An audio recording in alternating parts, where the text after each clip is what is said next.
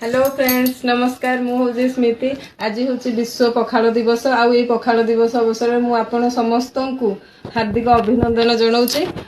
आज हूँ पखाड़ दिवस मो फैमिली सहित पखाड़ दिवस सेलिब्रेशन करुच्ची आपण मैंने कि ना मत निश्चय कहे आई पखाड़ दिवस अवसर आज तो गुरुवार जेहेतु से किसी नॉनवेज ना भेज रे मु कौन कौन सब प्रिपरेशन करी आसतु आपण को देखी यहाँ हूँ दही पखाड़ यहाँ गोटे दलादली पाग यहाँ शाग गोटा भेंडी भजा यहाँ छतु यहाँ बैगण ताकू जीरा पिठ देकी भाजी यहाँ हूँ पियाज साई भजा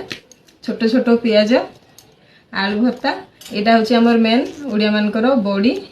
रसुण कंचा लंका आईटा हूँ सालाड